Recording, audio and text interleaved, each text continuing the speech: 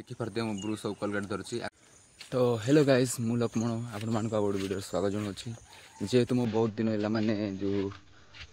अंदर आसिले मुझे वीडियोटा बनई पारे कि है गोटे 2-3 दिन आसी घर आसिक 2-3 दिन आनी ये ब्लॉग अपलोड कर पार नी कहीं मो पाखे माने मोबाइल नाला जो मोबाइलटा मुझे धरती आगे जो वीडियो बनौली जो आइटल मोबाइल से एक्चुअली से बहुत खराब हो जाए कैमेरा क्वालिटी भी भलसे आसनी। ये मो फाइनाल मोबाइल जोटा मुझे ब्लॉग जस्ट बनाऊँगी। तो मैं सकाल सकाल उठली तापर मु ब्रुश धरिकी तो मुझे जो नाल अच्छी सेपट आसली कहीं वर्षा टाइम तो नाल पानी बहुत बने बहुत अच्छी तो से ब्रुश ब्रुश पर एपटे मुझे फ्रेश होकर मैंने घर को जी।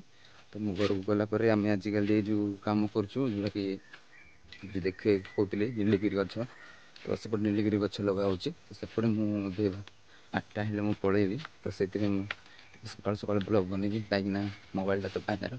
तो फाइनाल नहीं पलैब तो से आसी मुझे नाड़ पटे और मो सान भाई भी आसी से भी मो सागर जीव तो ये देखिपे से बसी ब्रुश करुच्ची तो यहाँ हूँ से नाल तो पानी तो बहुत मानने क्लीयर अच्छी तो ये ब्रुश ब्रुश करके फ्रेश होगी पुणी पलैया तो आउ भात फात खाई आम जीवु सेपटे गछ लगाइबाई। तो यहाँ हूँ आम जमी एटा आम जेजेबाबा से तो नहांती तो यहाँ आमर 3टा जोड़ा देखा 3टा आमर आईपट देखिपे मुझे ब्रुश और कोलगेट धरची आपको मुझे पास करदेवी करला जावा तो जी कहीं लेट हो पाखापाखि 6टा पाखापाखि हो 2 घंटा बाकी अच्छी जल्दी माने फटाफट ब्रुशटा करदे कलापर जा रूम घर को जा घर गला जो पखाड़ भातटा अच्छी पखाड़ भात ना भी भात तो रोषे हम ताको खाई आम पुणी जा तो चलते शीघ्र करदे।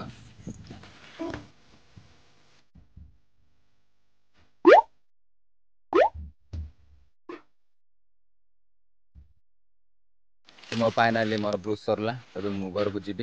तो देखिए करते हैं 3 भाई अच्छे तो आम 3 भाई जमीक सांग पर कड़े सांगे जीव सांगे खाइबू सांगे झगड़ा हबू तो सेमती लक्ष्य आम तो चलते घर को जा घर को गलापर तो मुझे रोषे करी तरकारी जो नथिले भी भात को फुटण करके पुणी पलैबू तो तांके भी आसवे तो भोसे भी करना तो आमर आज माने जो कौन कहती बलद घरे आम हल कर कहीं ट्राक्टर हल कर जो ट्राक्टरटा पूरा खराब हो जाए अवस्था पूरा कुटा कुटा पूरा बंगा जो ये जाए तो ठीक करने केते दिन लगे से ट्राक्टर एक्चुअली आमर नुह जो कंपानी वाला जो नीलगिरी गछ लगुच कंपानी वाला तो ताके श्री आम हल करूँ तो हल करते श्री तो सीटा कौन होता तो कादुरे पशि जाता तो ताकू मैं सीटा देखा जाऊन बहुत कष्ट मैंने जेसीबी नहीं बाहर करते बहुत पर तो मुझे आगे घर घरे अच्छी मुझे देखी पूरा अवस्था देख मटीटा पूरा जाइला मटी आ देख साम आगे पूरा छका गुड़ा पूरा मटी पूरा पुराना ट्रैक्टर डाटा हेल्ले भी बहुत माने स्मूथ रे चलुला पूरा माने जय माटी टांकी टांकी पूरा सब माटी चकाटा बुलू ना सेपटर चकाटा बुलू ना तो मैंने जेसीबी टाणी आणले देखिए केस बिलटा दीटा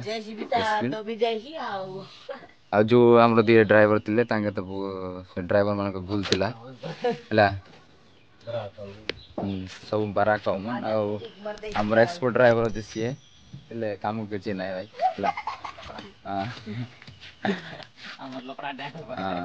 मो ड्राइवर होता ट्राक्टर पूरा कौन कादर पशा दे ना कि आगे जानी ना ड्राइवर ड्राइविंग केमी करते कारण आमर तरण बाड़े ब्रुश कर देसी क्वालिटी जो केन्दु गच केन्दु काटे बुझल आपटे देखी पूरा ट्रैक्टर को देखुं ट्रैक्टर अवस्था केमती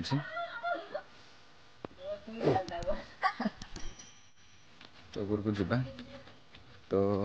मो पु मैंने बाबू ज्वर खाली इंजेक्शन जो दीदी मैंने इंजेक्शन मारते तो से ज्वर हो तो राति शुई देला बहुत कांदी जस्ट सही और ये आमर बुढ़ी माँ जेजेमा बसी कौन डर शीत लगे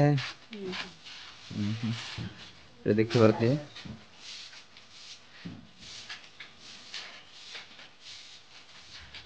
ତ କହିଛି ସେ ତ ମୁଁ ବି ଯିବି କାହିଁକି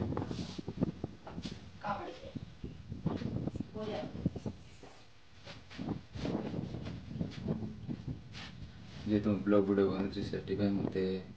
ତ ମୋ ୱାଇଫ୍ ରାଗୁଛି ଏପଟେ ଆଣିନି ବୋଲି କହୁଛି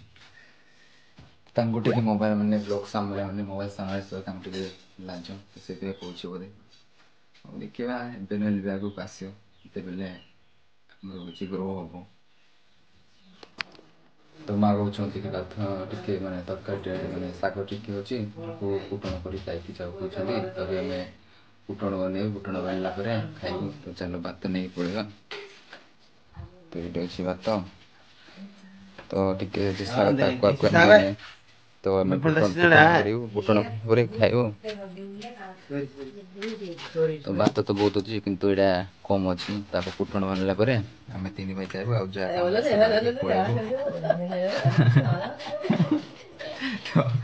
ଆମର ଦେଖ କେମିତି କମେଡ଼ିଆନ୍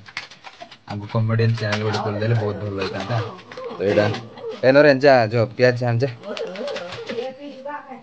ପିଆଜ ଆଣ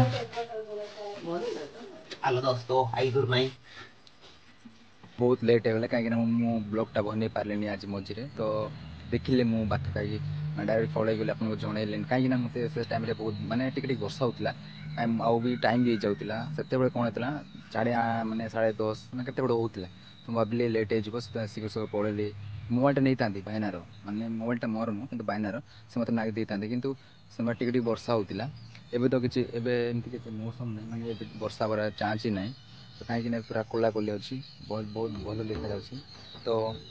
ବର୍ଷା ହେବ ବୋଲି ମୁଁ ମାନେ ଧର ନେଇନି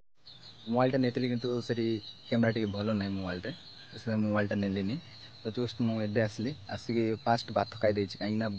ସକାଳେ ଖାଇକି ଯାଇଥିଲୁ ତାପରେ ସେଠି ଦେଲେ ଚୁଡ଼ା ଦେଲେ ତାକୁ ଖାଇଲୁ କିନ୍ତୁ ଯେଉଁ ମଣିଷ ଯଦି ଡେଲି ଭାତ ଖାଉଥିବ ତାକୁ ଚୁଡ଼ାରେ ପେଟ ପୁରିବନି ହେଲେ ବି ଭୋକ ଲାଗୁଥିଲା ତ ଆସିଲି ଫାଷ୍ଟ ଭାତ ଖାଇଲି ତ ଭାତ ଖାଇଲା ପରେ ମୁଁ ଏପଟେ ଆସିଲି ତ ମୋ ଭାଇ ମାନେ ନରେନ୍ଦ୍ର ଆସିନି ସେ କହିଲି ଯେ ଗାଧୋଇବା ପାଇଁ ଯିବା ସେ କିନ୍ତୁ କହିଲା